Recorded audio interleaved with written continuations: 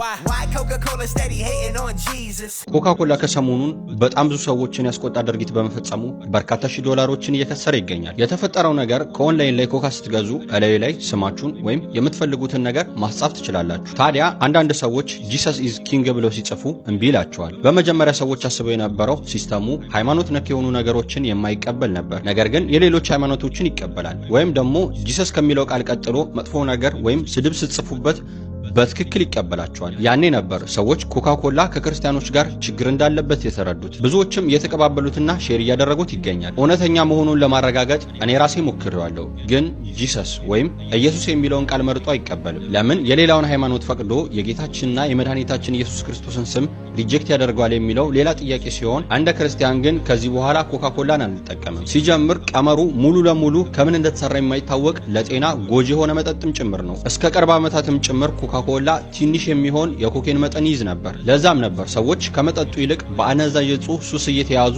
ዛሬ ላይ ኮካኮላ ዓለም ላይ ታዋቂ መጠጥ ሊሆን ይቻለው። እያንዳንዱ ሆነ ያወራሁላችሁ ነገር ከመሬት ተነስቼ ሲሆን በበቂ ማስረጃና በቂ ሪሰርች አድርጌ ነው። በጣም የሚያስገርመው ነገር ግን ዌብሳይቱ ላይ ገብታችሁ ሰይጣን ወይም ሰይጣንን እወደዋለሁ ብላችሁ ብትጽፉ ያለምንም ችግር ሲስተሙ ይቀበላችኋል። ይህ ደግሞ ግልጽ ነው የሚያሳየው ኮካኮላን የሚያስተዳድሩትና የሚመሩት የድብቁ ማህበር አባላት መሆናቸው ነው። ትናንትና ኮካኮላ እንዴት እንደተሰራና በስተት እንዴት እንደተፈጠረ ቪዲዮ ለእናንተ ሰራላችሁ በርካታ አስደንጋጭ ሪሰርቾችንና መረጃዎችን አግኝቻለሁ። ከነዛ መሐለም የተወሰኑትን አካፍያችኋለሁ። ብቻ ከዚህ በላይ ካወራሁኝ እንደ ማስተዋወቂያም ሊሆን ስለሚችል ብዙ ማለት አልፈልግም። ብቻ ግን ኮካኮላን ትውት ጤናዬን ጥብቅ ሰላማችሁ እንደውን ዚሁን በጣም ወዳችሁ ማከብራችሁ ውዴ በክርስቶስ ወጣት ቤተሰቦች እንዴት ናችሁ? ሰሞኑን እንግዲህ የሰማነው ስለ ኮካኮላ መጠጥ ለዚህ ኦንላይን ለማዘዝ በሚደረገው እንትን ላይ ጂሰስ ኢዝ ኪንግ የሚለውን እንዲሁም ደግሞ የኢየሱስን ስም ያካተተውን አይቀበልም ወይ ደግሞ ስለ ኢየሱስ መጥፎ ነገር መጻፍ አለባችሁ ማለት ነው። እና በጣም ነው ያስገረመኝ እንዴት በዚህን ያህል ልክ ማለት እንዴት ከሲስተማቸው ኢየሱስን ሪጀክት እንዳደረጉት እንደማይፈልጉት ብዙ ትልልቅ ቢዝነሶች ላይ ሪጀክት ይደረጋል አይደለ? ምክንያቱም ደግሞ እየተንቀሳቀሱበት ያሉት በሌላ ኃይል ነው ማለት ነው። ከጀርባቸው ሌላ የሚንቀሳቀስ ድብቅ እጅ አለ ማለት ነው። በአጠቃላይ ግን እነሱ የጨለማውን መንግስት ይዞ ይሄንናል ከተደራጁ ይሄንናል ኃያል ከሆኑ አስቡት። እኛ ደግሞ ጌታችንን ይዘን ይሄ በእነሱ መካከል የሚፈራውን ስም ይዘን እንዴት ነው ምድሪቷ ላይ ማንገዛው? ምክንያቱም መጽሐፍ ቅዱስ ሲናገር እንደዚህ ይላል፣ ፍሬን ታፈሩ ዘንድ በፍሬያችሁም የምድሪቱን ፊት ትሸፍኑ ዘንድ አደርጋችኋለሁ። ወይ ደግሞ መጽሐፍ ቅዱስ በሌላ ቦታ ላይ ምንድነው የሚለው? ፍጥረት ሁሉ የእግዚአብሔር ልጆችን መገለጥ በናፍቆት ምን ይላል? ይጠባበቃል። ሮሜ ላይ እንደዚሁም ደግሞ ሄዳችሁ ፍሬ እንድታፈሩ ምን አልኳችሁ አለ ጌታችን ኢየሱስ ክርስቶስ። ሄዳችሁ ፍሬን እንድታፈሩ ሾምኳችሁ። አያችሁ? ይህ ማለት ደግሞ የምድሪቱን ፊት እንድንሸነፍር በምድሪቱ ላይ እኛ በኃይል እንድንገለጥ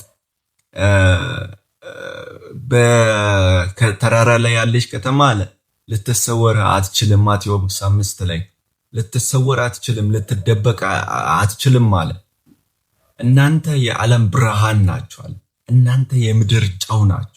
ነገር ግን ብርሃንን አብርቶ ከእንቅብ በታች የሚያኖር የለም። በመቅረዙ ላይ ምን ይሉታል? ያኖሩታል፣ ለሁሉም እንዲታይ ማለት ነው። ይህ ማለት ብርሃን እኛ ጋር አለ።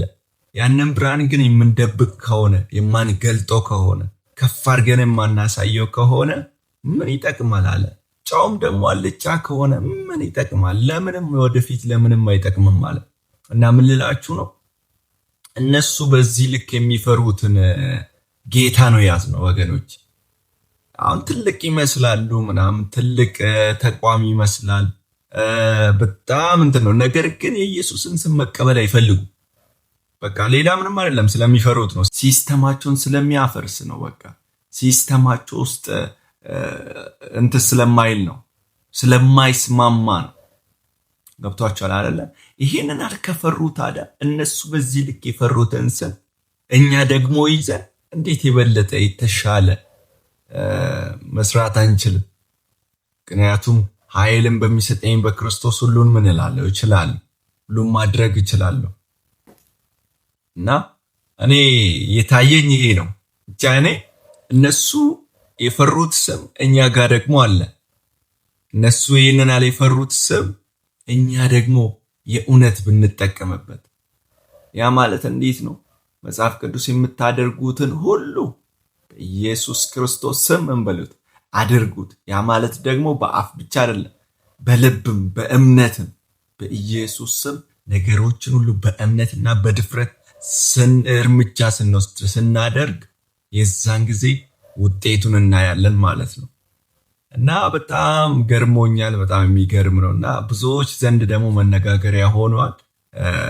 እና በግሌ እኔ ሲጀመር ኮካ መጠጥንም አልወደውም፣ አይመቸኝም። እንደው ደግሞ ከሆነ በኋላ በጣም አስጠልቶኛል ማለት ነው። እናንተም ያላችሁን ሐሳብ አስተያየት እስቲ በኮሜንት ቦታ ላይ ያስቀምጡልኝ። ይህንን ቻናል ደግሞ ሰብስክራይብ አድርጉ። ቪዲዮውን ደግሞ ላይክ እና ሼር ማድረጋችሁን እንዳትረሱ። ወዳችኋለሁ። በቀጣይ ቪዲዮ እንገናኛለን። በክርስቶስ መልካም ሁሉ ወደ እናንተ ነው። ሰላም።